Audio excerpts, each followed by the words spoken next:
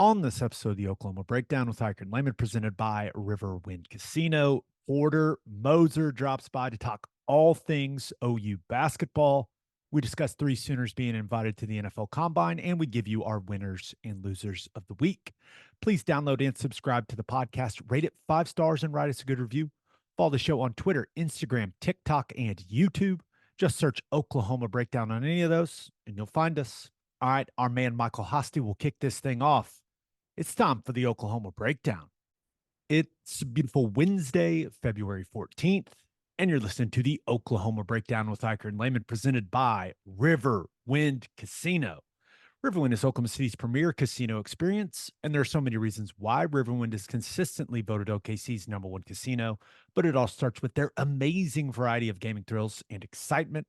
Riverwind's beautiful award-winning environment plays host to more than 2,800 of the latest electronic games with a huge selection of table games, including blackjack, blackjack match, roulette, and Teddy's favorite, craps. No matter what your game, Riverwind has it in spades and hearts.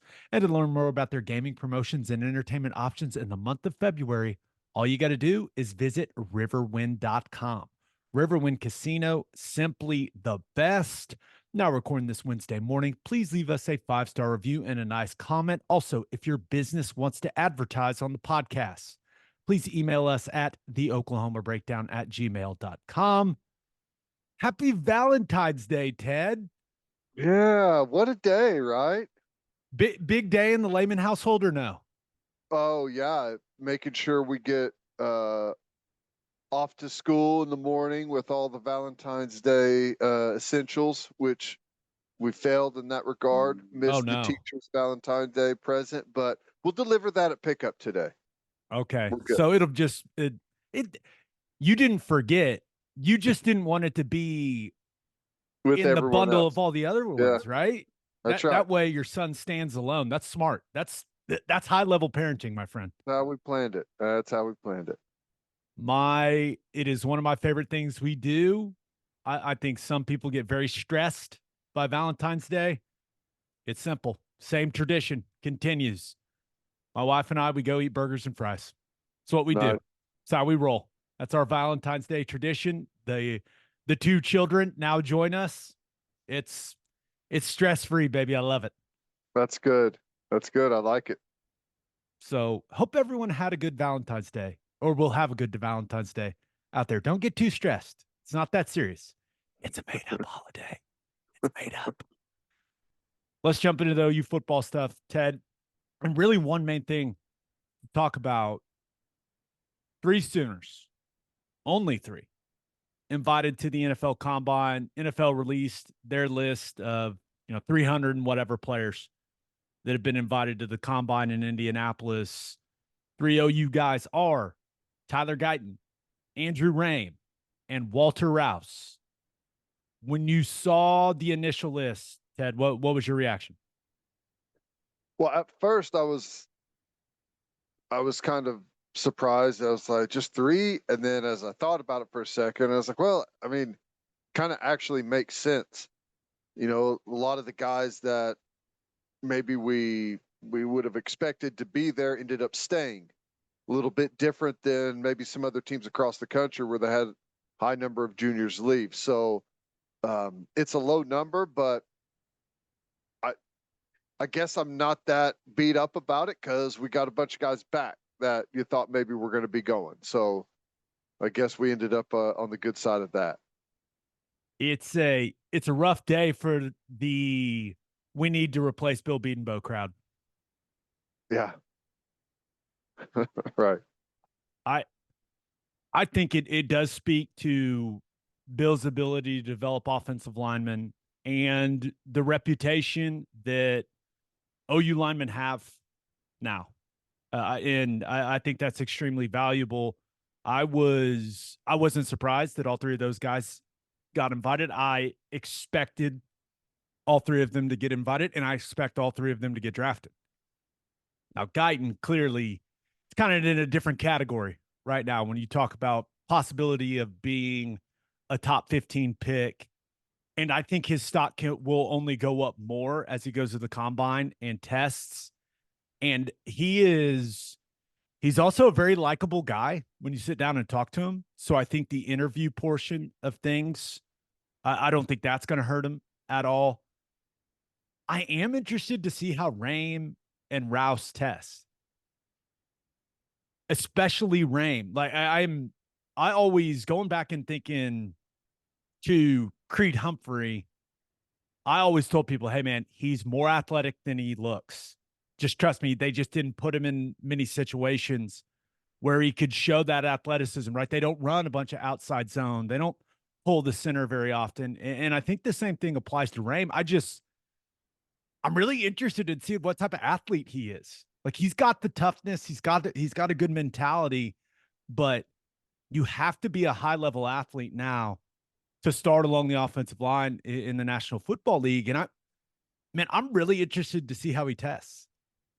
Yeah, I guess, you know, he's battled some injury stuff. What was it, lower back stuff whenever he's at OU at times, and felt like a couple years in a row he wasn't able to fully go through strength and conditioning stuff through the off season. So feels like he's been a bit healthier and should be in a good spot. And hopefully he tests well. I think I'm really excited about Tyler Guyton's numbers when they see him run and move. It wasn't very long ago the guy was playing tight end, which tells you, the athleticism that's there underneath everything. So I imagine I think today had him going early 20s somewhere to the Texans. And I think whenever he starts throwing up some of those measurable numbers at the combine, I have a feeling that's going to trend in a different direction. I feel the same way. But I also think we get so caught up in how fast some of these offensive tackles run. I really don't think it matters that much. It's all about the way that he moves. And you don't have to watch many snaps to go, that guy is an elite mover at his size. That guy is a left tackle athlete in the National Football League. You probably come to that conclusion in about 5 clips, maybe 3. I mean, it's not. I agree, but the fact remains, though, is it has a massive influence on where guys are drafted. Yeah. Like you look at Lane Johnson. Lane Johnson went from, a guy that was going to get drafted somewhere to, oh my God, look at those numbers. And he went off the board really quickly. And you've talked about there's a lot of really good tackles in this draft. And if you've got all those guys like really close, and then you've got one outlier athletically, I mean, that could be the tipping point. That is, and that is something that you're right. It's going to be very important for Guyton because this draft is stacked at tackle. So 4 or 5 guys in the first round, right? That are really good. If he can go from someone's OT4 to someone's OT2 because of what he does at the combine athletically, that makes you a whole lot of money, man. Yeah. So I'm hoping that he goes there and crushes it. As far as Rouse, my expectation is that his testing numbers will result in more people viewing him as a guard, which I think is his position of the future. Now, maybe he's one of those utility linemen that can play all 4, right? You feel good, especially with his intelligence. You feel good about him playing left or right guard or right or left tackle in a pinch. Those guys are extremely valuable to NFL teams.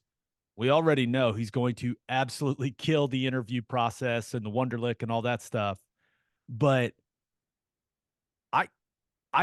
I've never thought he is a fast, twitchy type of athlete. So he's another guy that I am absolutely going to be locked in what that 40 time looked like, what that pro agility time looks like, because my assumption is those numbers are going to say, oh, yeah, this guy is most likely a guard moving forward. But we'll see. Maybe he's a Blazer and I just don't know it. Yeah, well, I really don't know either. I think it is anytime you got a guy like him that's played some incredibly consistent football for a long time at multiple places. I think you kind of know what you get, but again, he's probably going to be a guy that's middle of the pack numbers wise, but there's guys like Guyton that are trying to throw some outlier numbers to go up. And then there's most other guys are trying not to have outlier numbers to where you stick out in a bad way. And that's probably one of those things where you just go out there, do your thing, don't have any mistakes, just show that you're a good all around athlete. That's probably where Rouse falls. Just don't fall on the ground. Right. Keep your feet. That was my whole thinking. Just don't fall down. Don't fall down. Don't fall down. But yeah, I'm excited for those three guys. But it does lead to an interesting conversation, right? Only three. Yeah. Straight up, I don't know how else to say it other than that's not good enough for Oklahoma. And I know there's a lot that has happened over the last couple of years. I fully understand that when it comes to the coaching change, how many guys left. I get it. But if OU wants to compete in the SEC, this number of combine invites needs to be in the 7 to 10 range every single season. It's just the truth. No matter what the circumstances are. 3 guys getting invited to the combine for Oklahoma is just not good enough. And we are now entering a phase where the roster is completely Brent Venables guys. Ted, they can't have a year like this again because let me make it very clear.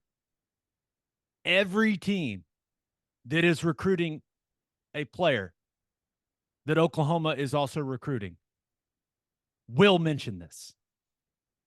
Oh, you're considering Oklahoma. You know, they only sent 3 guys to the combine. That's an issue. And I think that Venables and the staff have done a good job of upgrading the talent. More size, more length, more speed. But Ted, you cannot have another year like this. Or else it becomes a very easy weapon for schools to use against you. And that can't happen. Yeah. No, I agree. I agree. I think next year will probably be a much better year. I mean, depending on how things go, you could have wide receiver, you're definitely going to have defensive guys. So, but it's the ultimate truth. I mean, it's just the overall sign of what your roster is like. And if you just are barely sending a couple of guys to the combine each year, it's not a good overall representation of what your roster looks like. I mean, you're right. It needs to be, I think the 7 number is pretty strong. I mean, I think you can fluctuate a little bit from that, but whenever you're coming off of a really solid year, which it's been a while, we had a chance this year to have a really good year. But when you're coming off of a really solid year, 7 guys for a top 10 football team is about where it should be, right? I mean, you're kind of right there in that world. You look at, I would say, as this program transitions to the SEC,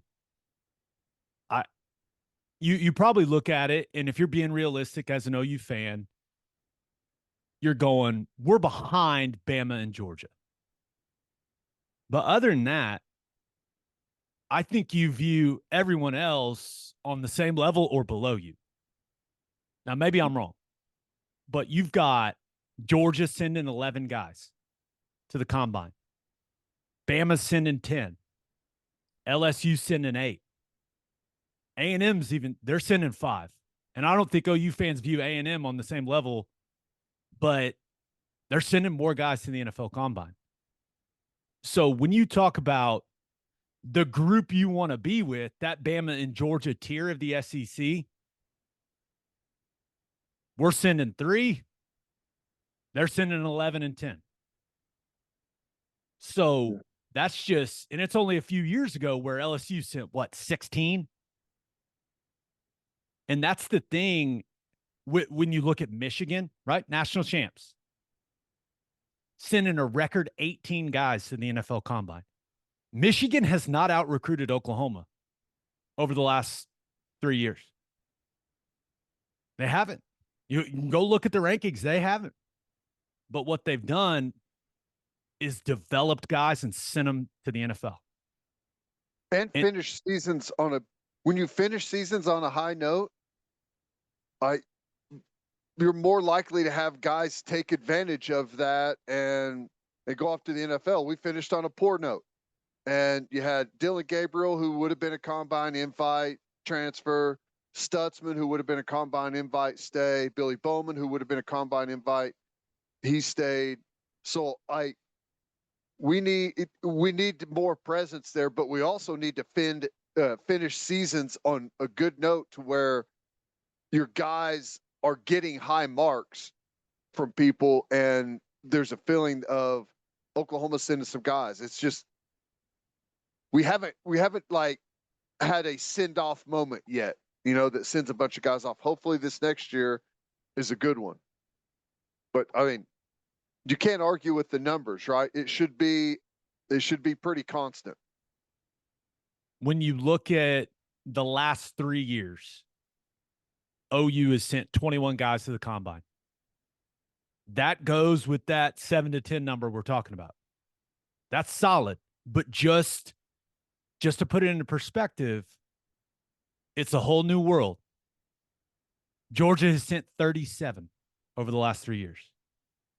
Michigan sent 35. Bama sent 34. LSU sent 26. Penn State 25, Ohio State 23. So there is, especially with that Georgia, Michigan, Alabama group, that's the group that Oklahoma football wants to be in. That's the expectation. Mm-hmm. So you have to continue to recruit at a really high level, and I'll continue to say it. And I know there's an NIL piece to all of this, people. I understand that, but it's exhausting to talk about and factor that into the equation of putting guys in the NFL. I don't really know how to do it, but you have to continue to recruit at an extremely high level. And the key for OU football moving forward is out developing everyone else. That appears to be what Michigan has been able to do. Yep. It seems they are developing players better than anyone else in the country, Ted. Yeah. That's where OU needs to get. Well, part of it is, what reputation does your football program have? Right? Beanbo has a great reputation of putting good offensive linemen in the league. That's why every year you see guys get drafted. You see guys go to the combine. It's a conveyor belt. It's constant for him. Outside of that,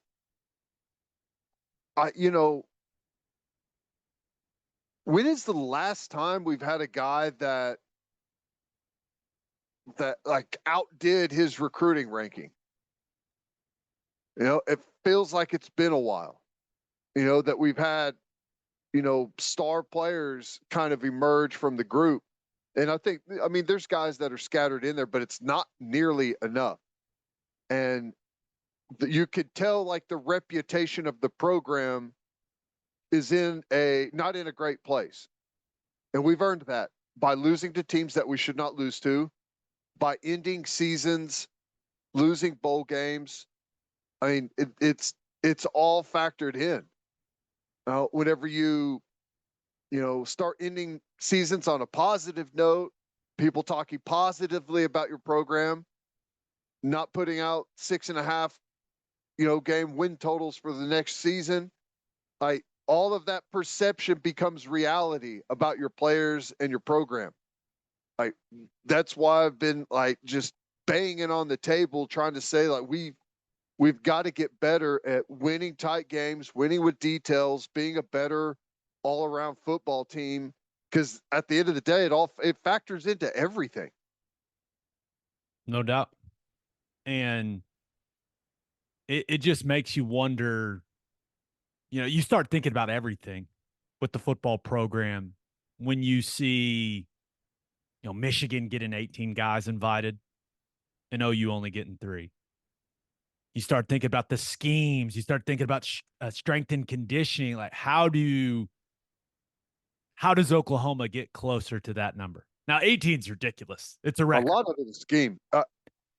That's throwing RPOs every single play is not going to get guys to the NFL. So and we've talked about that a million times, but I think our position on the RPO heavy offense is known by people who listen to the pod. I heard Jed Fish talking about it. Ari Wasserman, our buddy Ari Wasserman, interviewed him, and he said, because he went out and hired Steve Belichick to be his defensive coordinator. He said, I want an NFL defense so that I can tell guys when I'm recruiting him, you are in an NFL defense. We are getting you ready for the NFL. And he said something to the effect of, the NFL pays a whole lot more than NIL, which was a good line. I'll give him credit. But he said the same thing about offense. That's what we do on offense. We run an NFL offense. If you take our offense and you take some of our players and you go put them, I think he said the number was 17. I don't know where he came up with that number, but he said, you go put them in 17 NFL offenses right now, they're going to be able to speak the language. They're going to know what they're talking about. They're going to know the schemes. And I just sat there going, that sounds nice. I like the way that sounds. So I just don't know. I don't know where OU's at with that. I know that they're running an NFL style defense with all the stuff they do. It's complicated. It's too much. In my opinion, it's too much. Cover one. Like, how many times did Arizona run cover one against us? A lot of times, Ted. Probably 90% of the snaps in that game, maybe more, some version of it. It's like, I don't know. Not the day for that rant. I feel like we're taking a turn to negative town. I'm going to get us back by talking about the guys that didn't get invited. Wait, what? I'm not surprised that Drake Stoops didn't get invited to the combine. And this is something people need to understand. The NFL, and it sounds strange, they really do not care about your production in college. They care about your traits and how that projects to the National Football League. That's it. Now they want to know about your character and all that stuff, but really what they care about is, do you have high-end athletic traits that will help them win football games on Sundays? And Drake is a hell of a football player, but he doesn't have ideal traits you're looking for if you're an NFL team. With that being said, I expect him to get into a camp for the beat reporters for that team to go, Drake Stoops is just making play after play after play, and for him to make a football team or at least a practice squad. That's what I expect. Yeah. I'm not betting against that kid ever. But I saw a lot of OU fans being like, how can Drake not get invited with the amount of production he has? It's because, and I know it sounds strange, they don't care about the production. It's about the traits. That's what the league is. I've heard multiple people say this, and I've stolen it over the years. It is a genetics league. That's what it is. It's the ultimate. How big are you? How fast are you? How strong are you? And Drake just doesn't check a lot of those boxes. But once again, I am not betting against that guy ever. I would venture to say it's a good thing he's not at the combine. I mean, would it do him any good to be standing next to Marvin Harrison Jr.? You know what I'm saying? It's like, I think you know what you're going to get with Drake Stoops already. I'm sure people are going to come see him perform at pro day. I you're not drafting Drake Stoops or bring him on your football team for the measurables. We all know that. It's the other stuff that you get with him. So now I think the interview process would be great for him, and I think eventually he'll get to that. But I'm with you. I don't have any worries about him ending up on a football, an NFL team for training camp. None, zero. It's 100% going to happen. I saw a mock draft that had him going in the 4th round, which I was shocked by that. But I'm not worried about it at all for him. He's going to have opportunity. There are plenty of guys that get drafted that don't go to the combine. Plenty of them. And Drake very well could be one of those guys. And this is something, because there's a lot made of the interviews at the NFL Combine. That all takes place at the East-West Shrine Bowl. I did it. It all takes place at the Senior Bowl. We both did it. So Drake went to the East-West Shrine game. I guarantee you he met with damn near every NFL team and talked to him. You do a little speed dating. There's all these tables set up, and you just go team to team to team to team, and you talk to all the coaches. So he's talked to all the teams. They're well aware of who Drake Stoops is. Like, that's it. I don't think, I'm with you, Ted. I don't think he's missing out on much other than a miserable couple of days at the Right. combine. But And it's nice to get the combine gear these days, right? that's true. And all that stuff. But as far as what it means for him, he'll be just fine. Rondell Bothroyd didn't get the invite. Isaiah Coe didn't get the invite. Not very surprised by either of those guys. When you think about Bothroyd, not a ton of production and just doesn't have the measurables for an edge player. And it actually made me think, and this is something you and I discussed before the season when we saw him in training camp. I believe I turned to you and said, that guy should just gain 30 pounds and play inside. Yeah. I thought that was the best thing for his football future. If he just would have gained a bunch of weight and played as a defensive tackle, like a 3 technique, where his quickness would have been magnified a little more, but doesn't get the invite. And then Coe, ton of production. I do think he has flashes of NFL ability. Mm-hmm. He has flashes of NFL strength. It is a grown man's league. The consistency down in and down out, it wasn't there. But I think there's going to be quite a few teams that'll show up to Pro Day to see his measurements and see what he does from a testing perspective. Yeah, I think he's a guy that could end up testing well. I don't know for sure, but he seems to be a very quick twitch type of guy.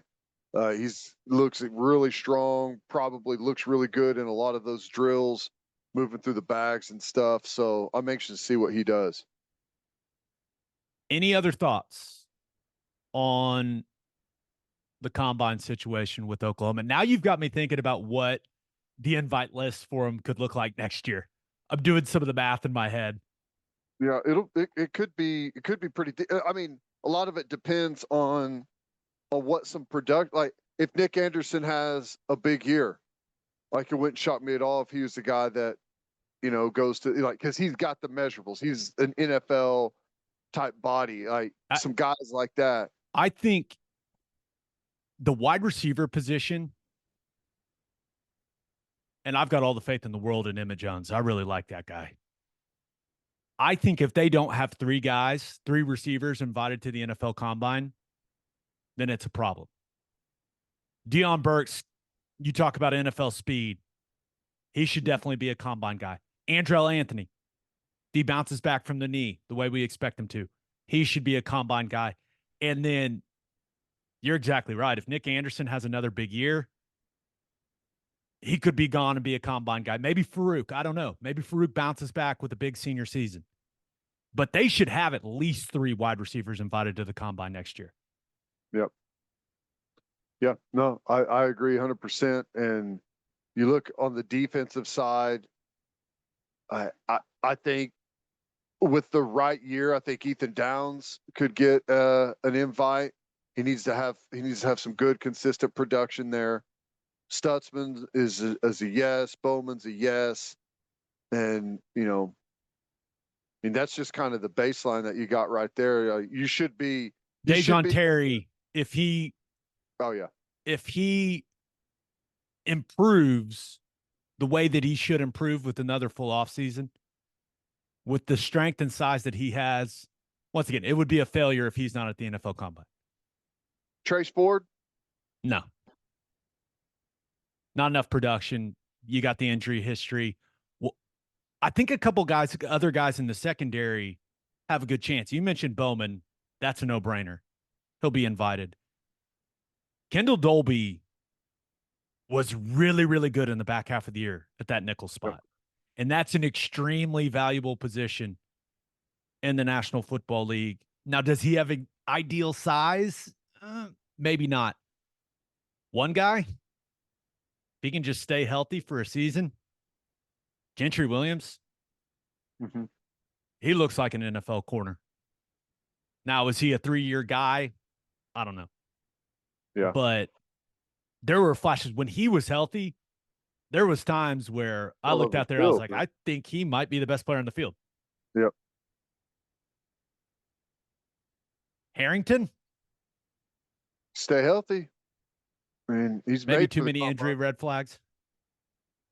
Well, if you put together a full season, the red flags kind of go away. Now, they're going to want to get you in, and I mean, it's almost more of a reason to invite you. If you go out there and have a great year, they want to get the old MRI machine fired up. See how put together you still are.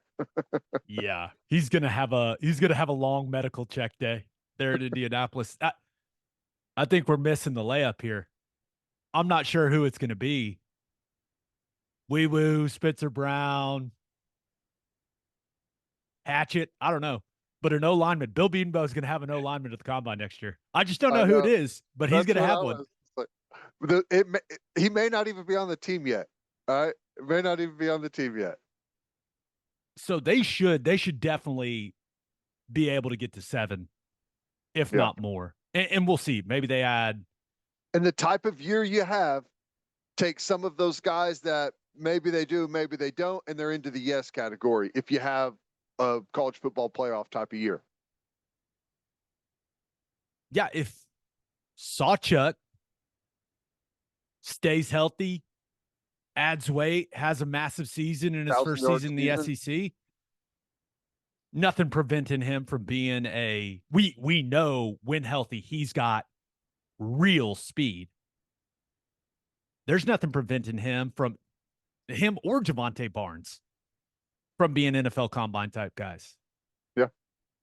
So we've talked ourselves into 7 to 10 already. Look at us. The positivity. Boom. There you go. Let's get to caller shot. We asked you guys your reaction to OU having 3 guys invited to the NFL Combine. This first one comes from Jeremy LaForce. He says, all offensive linemen. Bedenbaugh once again putting guys in the NFL. No defensive players is kind of scary. However, Billy and Danny would have been invited if they would have left early. It couldn't have made you feel good that there were no defensive guys, especially with how improved they were significantly improved on defense. Now, I don't think anyone would say they really finished the season strong, but yeah, not a single defender when Brent Venables is your head coach. Not what you're looking for. It's coming, though. It's coming. I mean, I wasn't surprised because, when Stutzman and Bowman decided to stay, I mean, you're kind of, at that point, you're kind of out of guys that jump out right away. Ethan Downs stays. So, I do think that next year you could open up the floodgates, and who knows who arrives and has a big year, massive production. It doesn't take much. You go out and have 6 or 7 sacks on the defensive line, which doesn't sound like a lot, but in college football it is. You go have 6 or 7 sacks, you're going to the combine. at a minimum. You know, so I think next year we should. I'm cautiously optimistic that we open up the floodgates on defense. Yeah, maybe Willard, the transfer, just becomes a menace off the edge, and he's a Yeah. combine guy. I don't know, but this other one comes from D Frank DLF, who says, aside from Drake, not sure why anyone is surprised that recruiting classes constructed by the previous staff have transferred, quit, or were never really developed to a large degree. This is exactly the year that would all surface. That's an interesting way of looking at it. It's true. I mean, you think about, all of how many guys are going to be drafted this year that transferred out? I mean, Caleb Williams, Spencer Rattler are the first two I think about. Is the wideout that went to Arkansas, Theo Weiss, is he going to the combine? I don't remember seeing his name on there. Yeah. I don't know. I mean, there's some guys that scattered a little bit throughout that, would have been going. And yeah, I mean, that's kind of the thing is we've been a patchwork team the last couple of years. We've picked up, transfer portal guys. And while the guys that we've got in the transfer portal have worked out really well, we haven't had just a bunch of high level transfer portal guys, which is fine. Like, we've still done good in the portal for sure. I mean, Eric Gray was a guy that got drafted. Wanye Morris, the list goes on of guys that we picked up through the transfer portal. But the point is correct. And you mentioned it. All of Venable's recruiting classes are about to start coming online, and this team is going to be Venable's guys through and through. So you would hope that starts to just be the point you start kicking those guys to the NFL, and you have a pretty steady group that makes it. We'll see. We shall see. Let's talk some OU hoops.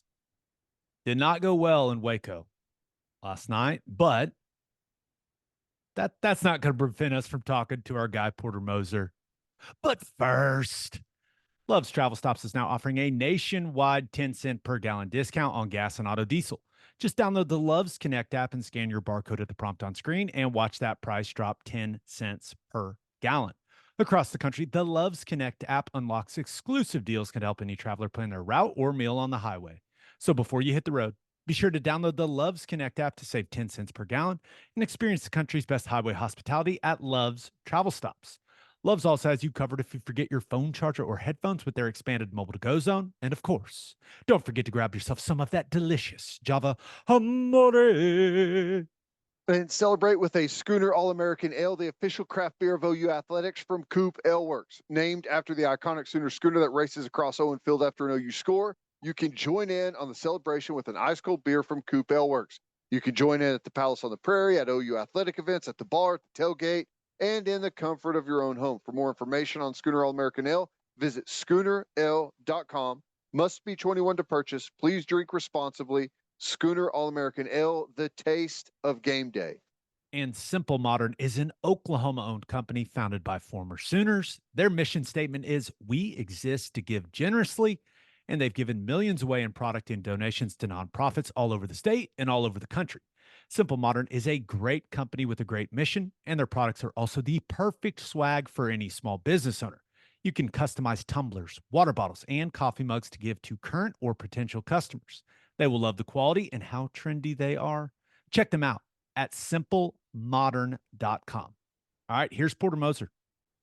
It is our pleasure to be joined by the head coach of Oklahoma men's basketball. Porter Moser is in the house, coach. It's good to see you. I wish it would have gone better last night, but how we feeling, man? How we doing? You know what, Gabe? It's good to be here, man. Get my mind going in a positive direction. That was a tough night last night. Baylor game was it was really tough. A lot of circumstances before, with some injuries, and then we got in there, and man, I thought our guys were ready to play, and they were. And we just hit a very, very hot playing Baylor team. They played great. I can't take anything away from them. We needed to be better, but they were phenomenal. You know, you came out of the gates good. You know, it was highly competitive early, and they just, you know, before half, they got on a run. They hit a bunch of threes in a row, separated a little bit, and then being on the road, it's just be difficult to claw that back. You know, Teddy, they came out and we scored. They were in man-to-man. We scored our first three. I mean, bam, bam, bam. First three, 3 for 3. We had 7 points on 3 shots. And then they went to a zone, and we're usually really good against a zone. I mean, all year long, no one has zoned us more than 3 possessions in a game.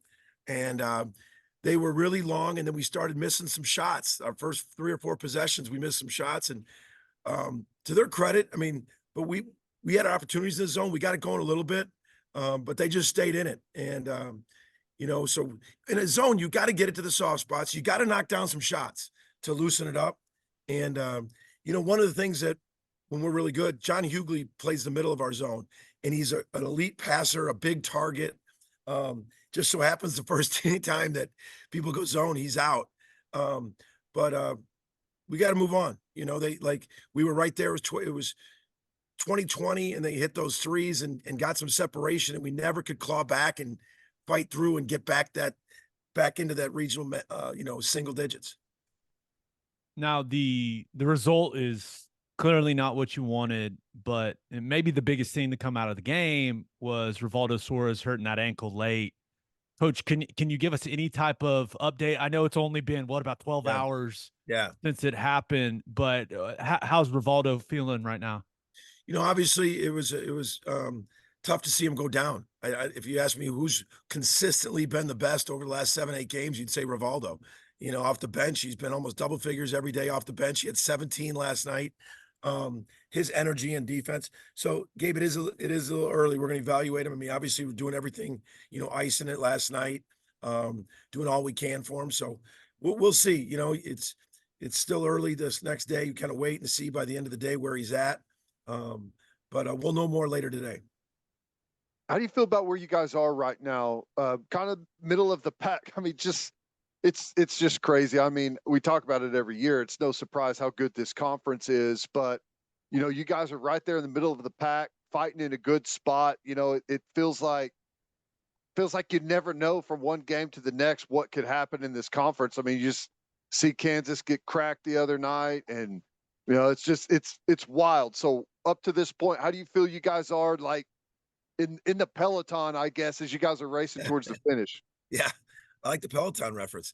You know, it is crazy that this league is, and it's so well documented too. But it's to be in it, to know where these venues you're going to and how good the teams are. You know, the other day it was a crazy stat.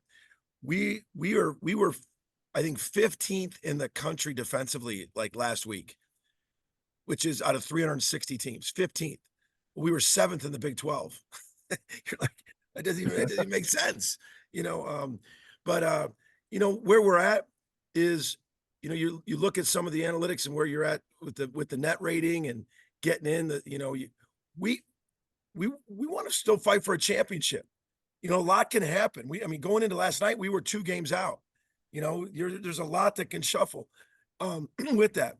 But you look at it, and on a normal year, like the winner and the 2nd, 3rd, 4th place are going to have more losses than probably any time in Big 12 conference running stand. And bottom line is, if you're in the middle of the pack, you could get a 5 seed. You could get a 5 seed in the tournament, which puts you in great position to win a national championship if you can do that. That's how strong the league is if you can just fight and get in that middle. Not that that's where my standard is. All our guys, we've been talking about winning a championship. We're only 2 out. And but that's the reality of how good the league is middle of the pack's probably a 5 seed. Yeah, and it may sound crazy, but winning the national title may be easier than winning the Big 12 this season. I'm telling you, I know a lot of coaches, I'll see them before the game, like, man, can't wait for the tournament to just get a different style, a different level, because it's just on here. There's just no nights off. That you know, that kind of does build into something I want to talk to you about. Is it feels like the way the non-conference went, you guys were on a great roll, and this isn't just an Oklahoma thing, but when you get into conference play, it feels like the coaching and the playing is so good. Like whenever somebody finds maybe your weakness and you can't really develop around like you're going to just get an onslaught of that from the rest of the conference. Like everyone figures each other out so quickly that maybe it's hard to make any moves, unlike playing in non-conference. It is. The coaching's elite. The players are elite. And the other thing is the players are old. This league, the ones that aren't old are lottery picks. Like a Baylor, both those guys will be in the lottery, the two freshmen. And then you got a fifth-year senior point guard. You have a fifth-year senior other wing. And then, you combine, some elite lottery guys with some age in this league. Like, look, next game is Hunter Dickerson, Kevin McCullough, yes, Dwan Adams. You got older guys. This league is old. That's why I think someone from this league, a lot of teams from this league, can make a big run in the tournament. It's like BYU. I think BYU is a team when they get back, in this conference tournament, they're hard to prepare for. They're old. They got a lot of pieces. There's a lot of teams like TCU's different. TCU's really old. Their average age is older than the Thunder, and they got a lot of pieces that if you're not playing these guys all the time or seeing them all the time, I think this league, there's a lot of teams that can make a run in March. So including us. Yeah, including the Sooners. Let's go. Now, you look at the Big 12 and everyone talks about how great the teams are. And then you look at the coaches. You got yourself who's had a ton of success, but you've got Kelvin Sampson and Scott Drew and Bill Self, and it goes on and on and on.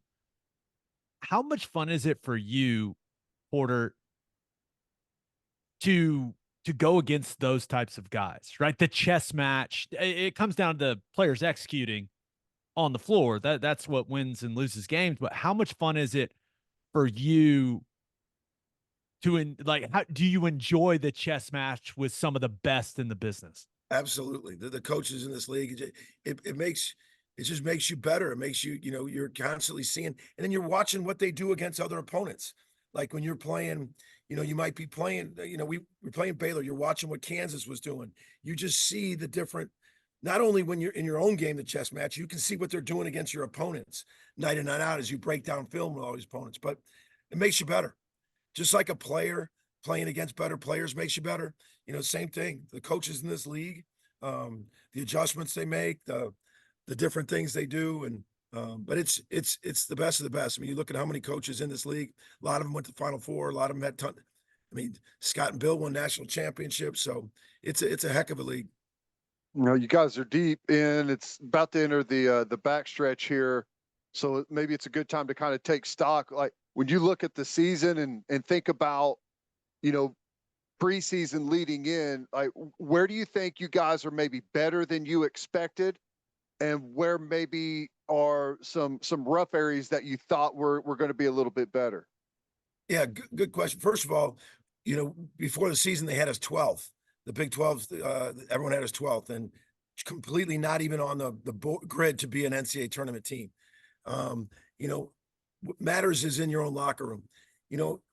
Also scheduling, like we had some really good wins early that the teams, when we played them, were doing great. Like USC at one point was fifth in the country. They have pros all over the place. That was a great early win. It was a top 25 win. It was a quad one win. Well, they've had some injuries and then they've tanked it. Arkansas, we played Arkansas in Tulsa. That was 13,000 Arkansas fans. And that at the time, Arkansas was in and out of the top 25. They've struggled. Providence lost their leading scorer. We beat them 21 when they had their leading scorer. They're still doing good. That's still a quad one win. But Bryce Hopkins was averaging 19 a game and he tore his ACL. So now we get into league and we're right there. I mean, I think where we can do better. I don't think we've shot the ball as well as we could shoot the ball. Just consistently. Games where we have made close to 10 threes or more, we've really won. So I really think we can do an improvement shooting the ball. I think that's a big area I think we can get better at. We've been fortunate enough to stay healthy. And all of a sudden, just like that, it turned on us. Losing John, we don't know Rivaldo's status. I mean, yesterday, all the way up into the game, Jalen Moore wasn't even part of the prep.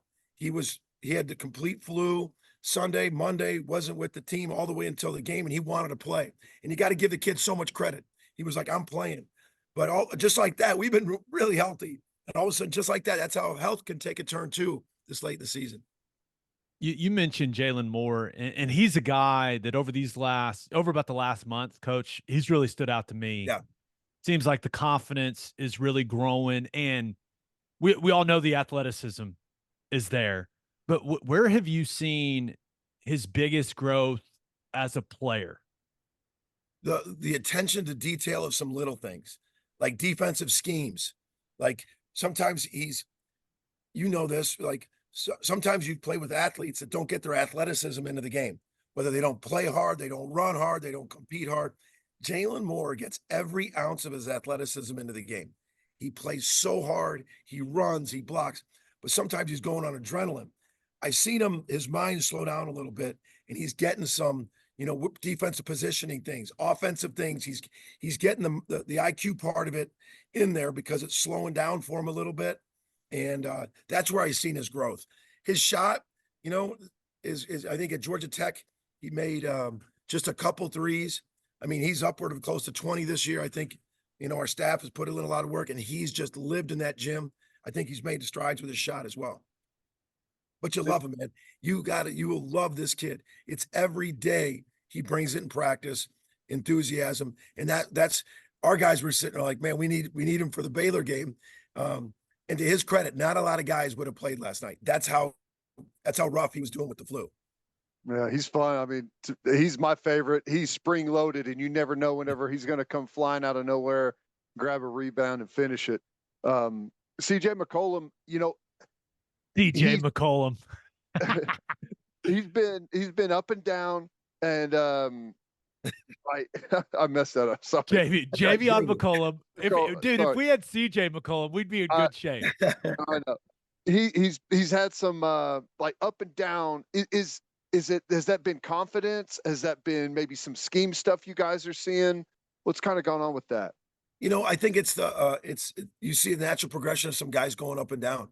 I will say this: he's doing what he needs to do to keep fighting through it. He comes every day, works hard. He's in the gym. He's completely locked in on game plans, things we're trying to do. So all that is you can check it. And it was great to see him hit his first three last night. And he got going a little bit, but then the good thing about it is we're right there. And I think not only him, but a handful of guys, I think, feel like they can play, take a step up from the way you're playing. And we're all in with them, man, to helping him to get through it. But he's done a lot of good things too. I mean, sometimes everyone looks at his, the shooting part of it. But, I think he created some shots for some other guys last night. But we're really confident that I think he can, if he gets going right down these last six, that really helps us. And we need it, depending on Rivaldo and John being out. I totally assume Jalen Moore's going to be back. I mean, the flu is 24 hours. I think he's feeling better already this morning. So, but we're going to need JB and a couple other guys like Ortega and Los really to step it up if Rivaldo's out. You guys have had a couple rough patches in conference play, right? And it feels like everyone in the Big 12 has had a couple rough patches, but you've done a good job of bouncing back when you need to bounce back. Yep. So, Coach, what do you think is the key to bouncing back from this performance against Baylor with Kansas coming to town this weekend? We said that to him as we landed last night. We were all pretty down, and that's what our message was. We didn't play as well as we wanted. Baylor played really well. We just won 2 in a row. That's the way this league is. Kansas just got knocked down. Who's going to dust it off, bounce back up, and be ready to go again? And that's going to be the key in this league because I mean, especially for where, and all of us stand in the same spot, but like ESPN ranked the toughest remaining schedules. We have the #1 ranked schedule remaining. Oh, congrats. Nice. Yeah, it's the #1 remaining schedule. Having to go to Iowa State, Texas, Kansas, Baylor. But you know what? Opportunity, man. Any one of these wins are going to be on that board and say as great wins on Selection Sunday. So that's opportunity. But what our message last night when we landed was, you guys, we're right there. We didn't play well, but we've been through this, man. It's next one up. Next one up. Who's getting ready? Who's getting their minds right, their bodies right to compete mentally, emotionally again, especially when you get knocked down. Yeah. And Next one's going to be at home. That's going to be a fun one. It's going to be awesome. You guys have had some awesome home environments here recently. You think is the Red Solo Cup situation going to continue? Going to have one on there on the sideline? Is that going to be your receptacle of choice? You know what, that Teddy, I think why not? I mean, that's a great call. I thought that was really cool. I mean, watching the tape, like in the moment, it's funny because I never really hear songs that are going on, and I didn't even know. I remember after the first game when they turned the lights off, someone goes, "That was cool. They turned the lights off." I go, "They turned the lights off? When did they turn the lights off?" I'm like, I'm in a 30-second huddle. I'm not thinking like that. I don't even know. But I will tell you this: there were a couple moments that I caught everybody singing to a Toby song, and I don't know what it was that made me just like hear it. And then when I watched the tape, I saw it. It was emotional to see that. But that was a great promotional idea with the Red Solo Cups. And heck, I might again. And I will, for everyone who's asked me now, I'll just clear the air. It was water in my Solo Cup. I mean, I had a million people ask me. I'm like, what do you think I'm going to have there on the sideline? I'm not trying to get fired. An hour and a half after the game, I could give you a different answer. An hour and a half after. That's awesome. Yeah. I mean, we're all going to miss the big guy, especially I know you and him had a good relationship. And I do hope that continues because, Coach, seeing that video, I wasn't able to be there in person, but seeing that video, it was awesome. Chills, man. Yeah. Now, this is the last one I've got for you.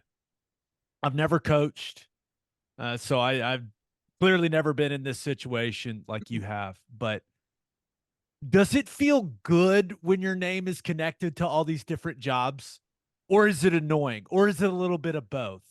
Because these last couple of years, there's been multiple openings where it's like, oh, Porter Moser would be a great fit. I mean, it makes all the sense in the world.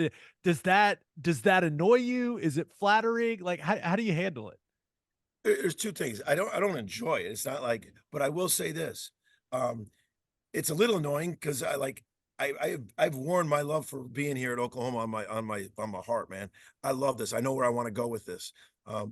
If you really want to be real, is it if you're 2-25, they're not mentioning your name. If you've got no history, of any success, they're not mentioning your name. But it is because it's so much rumor. It's so much rumor now, and it's stuff to talk about. Like, it's not even been a conversation like with me with anything. And it's just strictly on, man, I feel one, now we got some work to do. We're 3 games out to win a championship, but we were, right there.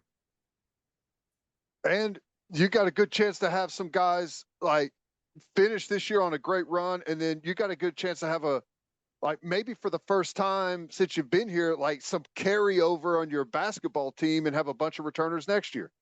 That's huge too. I mean, when you start talking about the landscape we're in, retention is just so big.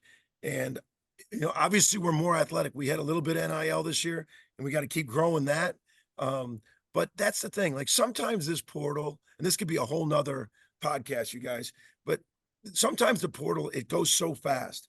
And I've been so relational in recruiting in my 30 some years in this thing. And because it's about building culture, and sometimes the portal goes so fast, it's hard to build total relationships in that portal because it becomes a little transactional.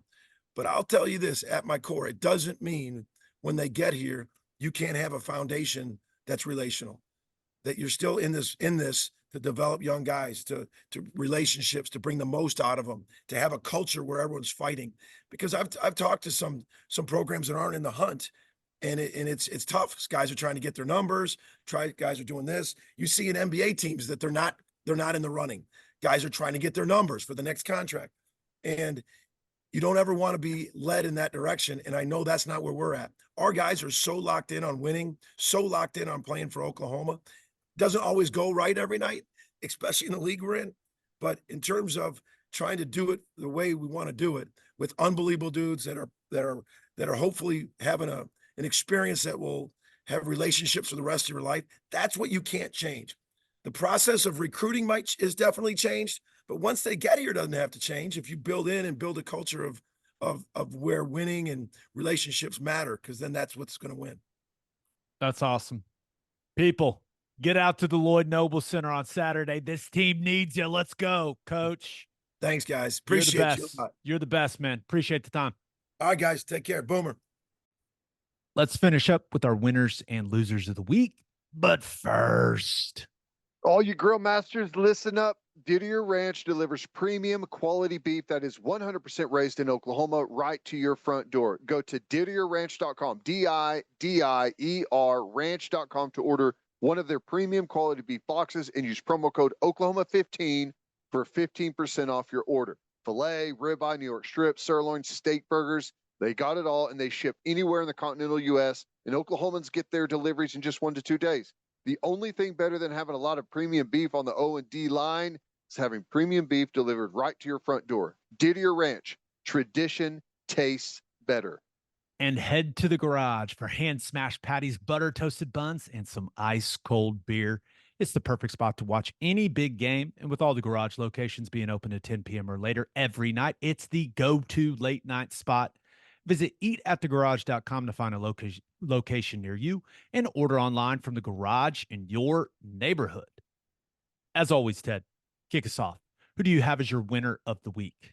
Well, the game did not go as we wanted, obviously. We've touched on that. But the Austin Sachs moment was pretty cool. The walk-on at Baylor, where You're giving your winner of the week to the Baylor walk-on, who, hey, by the way, not a walk-on anymore. Scholarship. Not a walk-on anymore. Scholarship. The way they presented that was really cool. Jay Billis there doing the 90 and 90 and announcing that. All the teammates were there.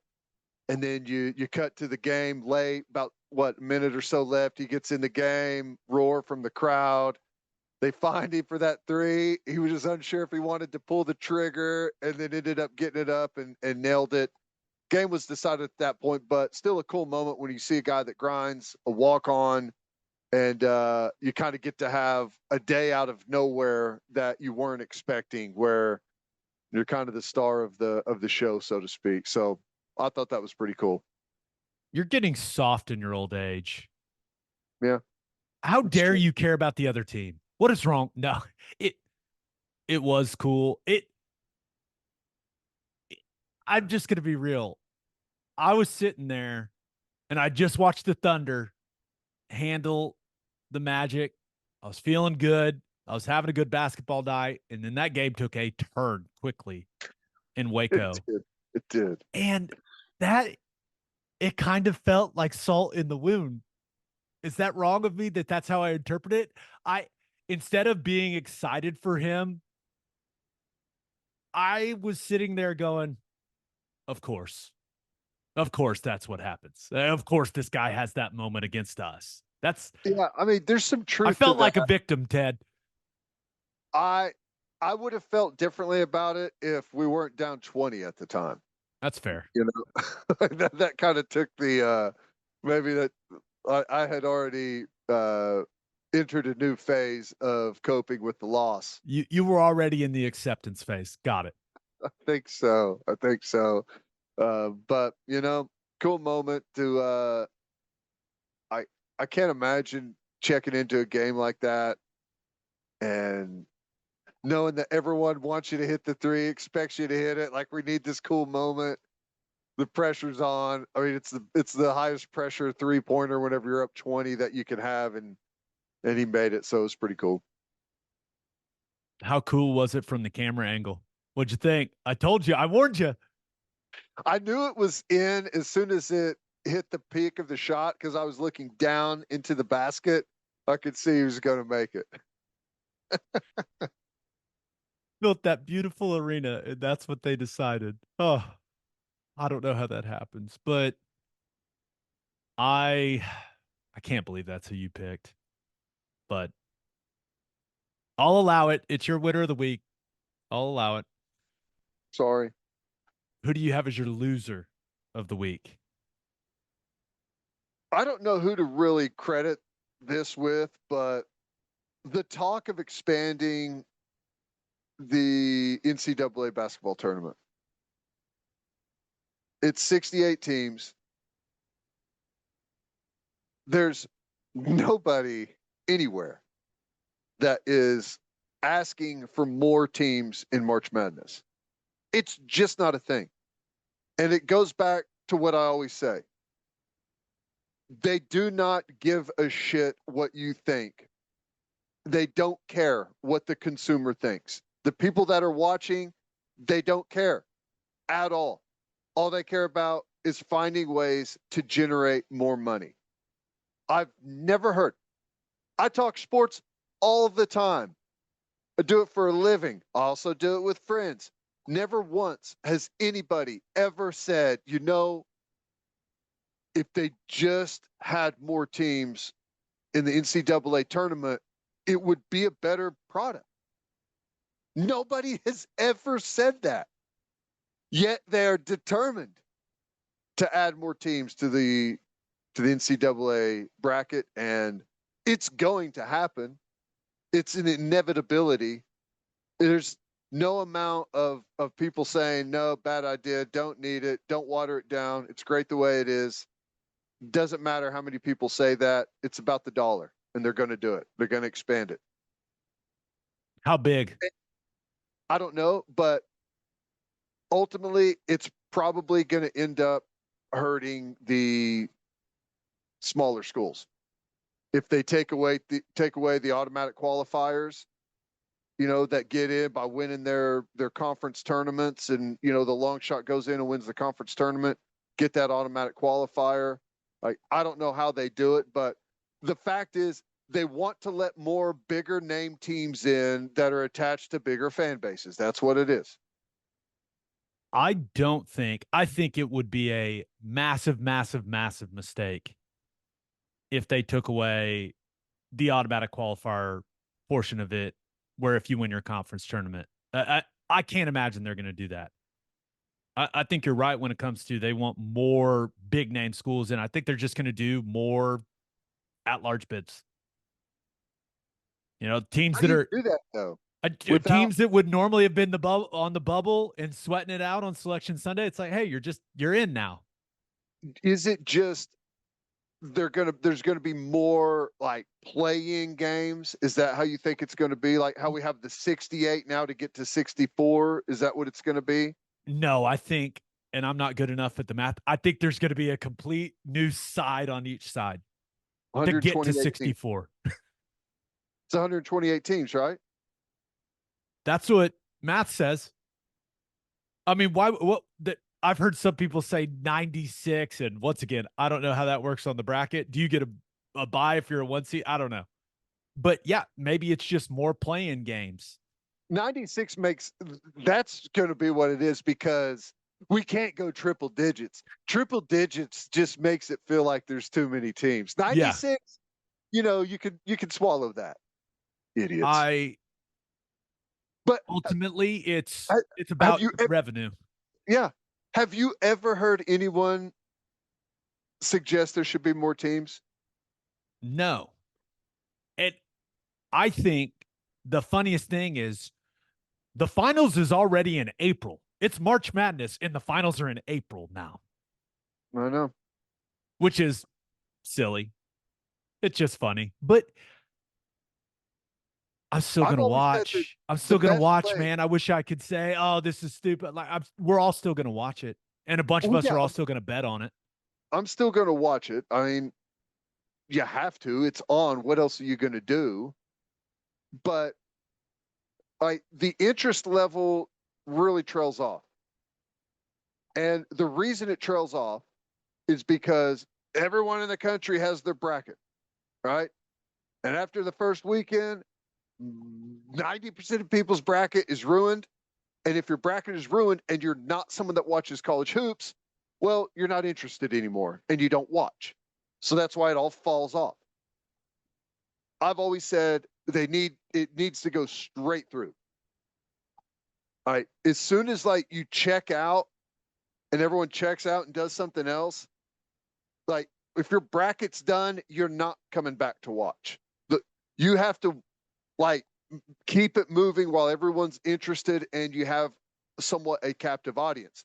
As soon as everyone's bracket's busted and the people that aren't fans of the sport, they're gone. You have to do it all while they're interested if you want the ratings, but I don't know. That'll never happen. I'm not going to lie to you.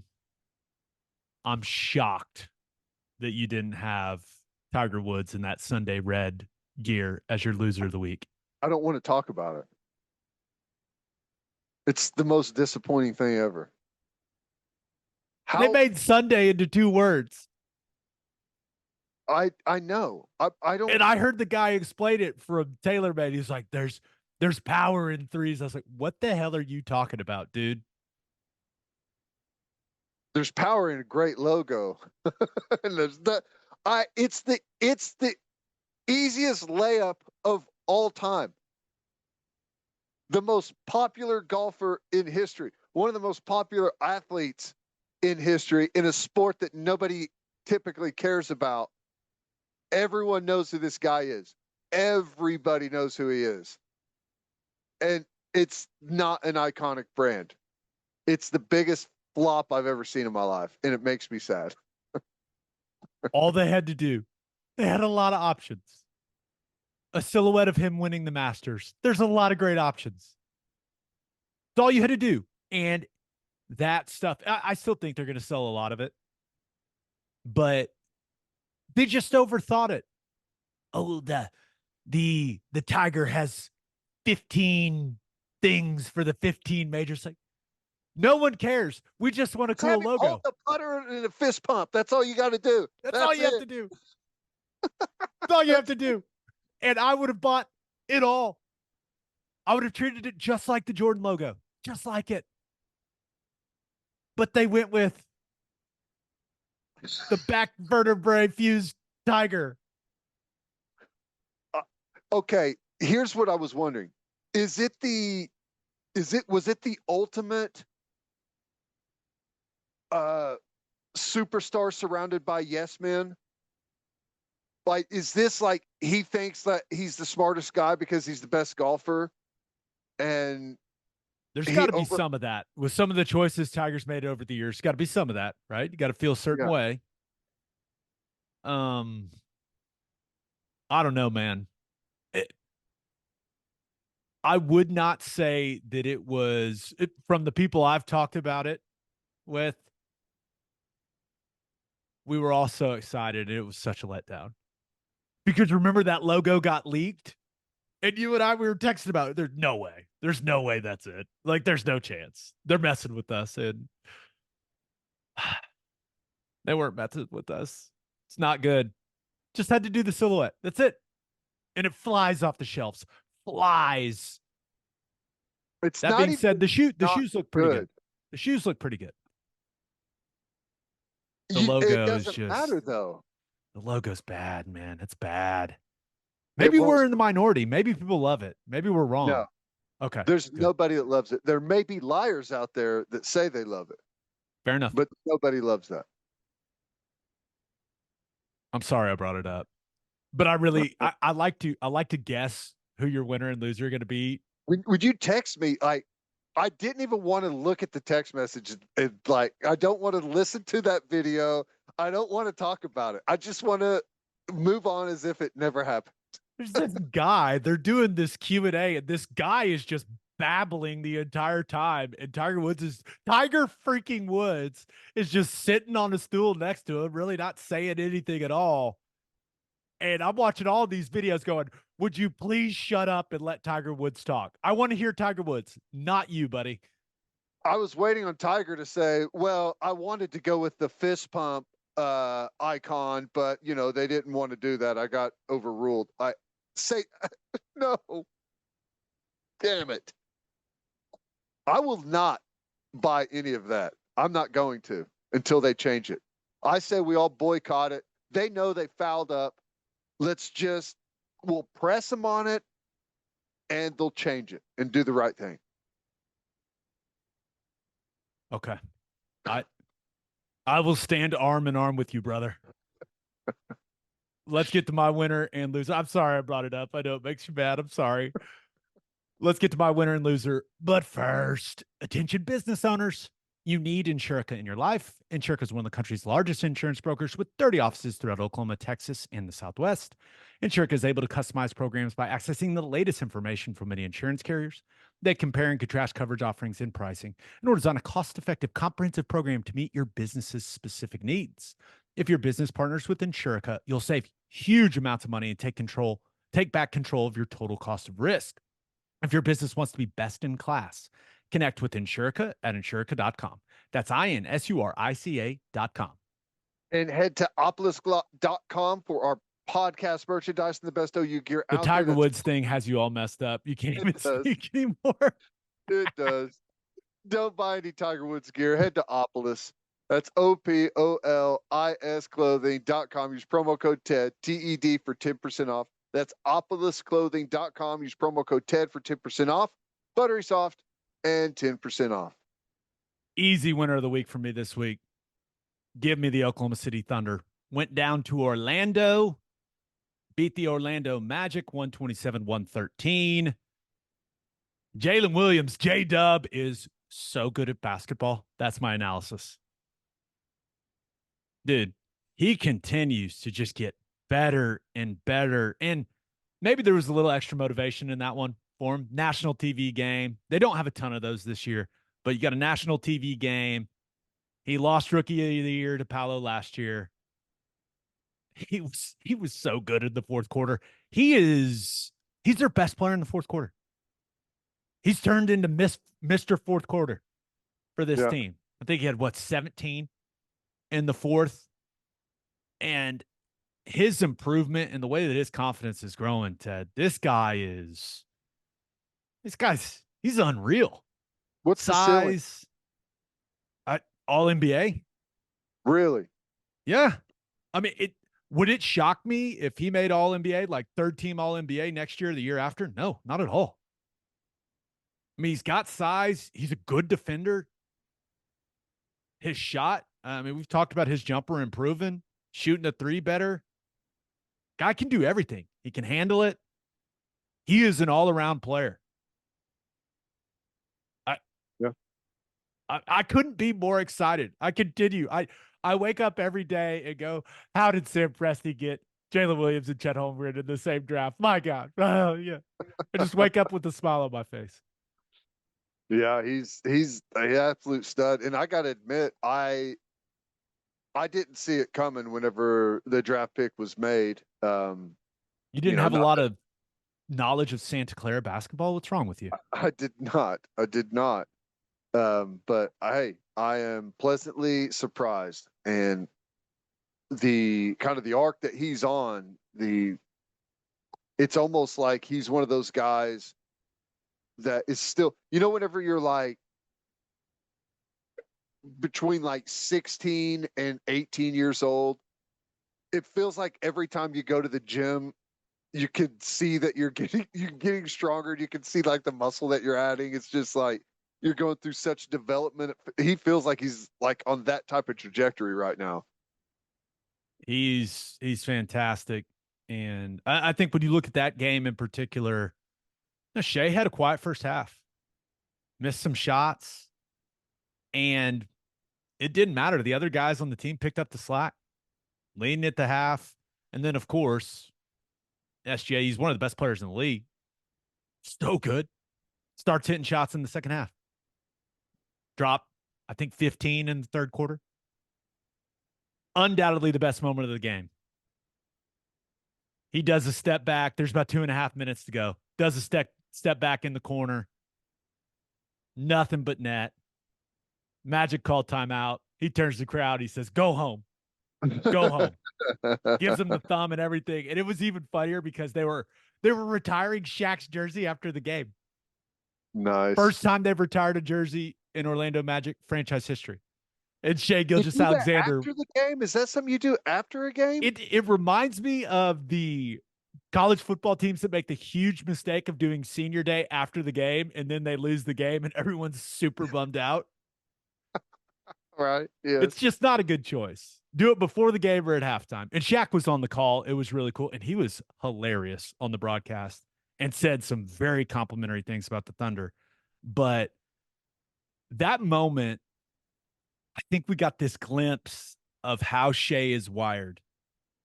And we don't get it very often. He doesn't show emotion very often at all. And there were a couple moments in this game where he gave you these glimpses of his intensity that maybe he doesn't show all the time.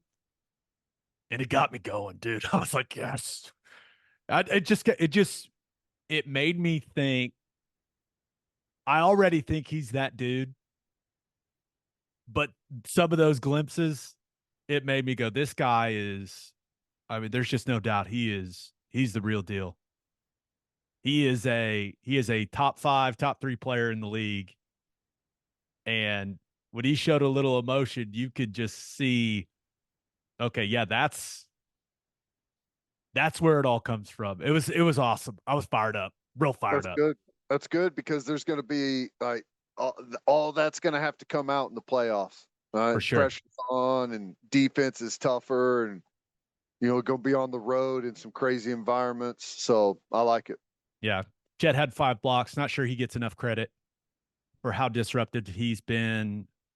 And this really impresses me for a guy who's playing his first season in the NBA. A lot of basketball players at all kinds of different levels. Your offense, how things are going on the offensive end, can kind of determine how you're playing defensively. Sometimes you're not as locked in defensively if you're not getting your shots or your shots not falling offensively. It doesn't seem to matter at all how things are going offensively for Chet Holmgren. He's contesting everything no matter what. And I just think it says a lot about him as a player, Ted. I think it might be one of those situations where, you kind of lean into what you're good at, and he knows that he can block shots and be a good rim protector. And it's probably something that it may just be as easy as he enjoys it, and that's a good thing. So it's a good trait to have for sure.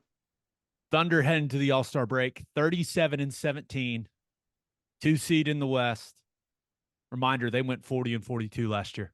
Wasn't their win total like 44.5 or something? Yeah. To start the season. Gonna blow that out of the water, but they're gonna be well represented at the All-Star game. Shea's a starter, J-Dub, Chet, and Cason Wallace all in the Rising Stars game. Just an extremely exciting. How many guys will be playing in the All-Star game next year? At least 2, maybe 3. I don't know how Jalen Williams isn't. Yeah, I guess it's only 12 guys. It's really tough, and it's really hard to have 3 guys from the same team. But I'd be really surprised if it's not Shea and Jalen or Shea and Chet next season. Especially if they make some noise this year in the playoffs. Yeah. And then they're in a similar spot in the standings next year at this time, then you're probably right. And they're going to have a lot of national TV games next year. Mm-hmm. And they have very few this year. On to my loser of the week. I'm going Fox, CBS, anyone other than ESPN that televises college football. Because according to Andrew Marchand, ESPN and the college football playoff are in talks for a 6-year, $7.8 billion extension that will make the CFP exclusive to ESPN through the 2031-2032 season. Now, I guess they can't get this deal done until all of the details of the college football playoff are ironed out moving forward. But, Ted, we thought this was something that may get bid out to different networks like the NFL playoffs are. But as things stand right now, looks like ESPN has full control of this 12-team playoff moving forward. What do you think? I'm kind of shocked. Me too. It doesn't seem like the best way to maximize the revenue. However, Marchand did mention ESPN has the ability to sub-license some of the games. And remember, we talked about that sports streaming service that ESPN, Fox, and Warner Brothers are teaming up to create. Maybe they end up sub-licensing some of this stuff to their new streaming buddies. I don't know. Maybe that's how they make even more money. I don't know how it's going to work, but it does seem strange that it didn't get bid out to maximize the revenue. I mean, I guess I can understand that if you're ESPN, you feel like you've got a tiger by the tail, right? With the college football playoff. And while you have the option, if you can keep it all yourself, you keep it all yourself. Like I kind of get that, but I'm surprised that they didn't work a way out to kind of spread it around a little bit. But it's hard to know what goes on inside those meetings and how it's all laid out.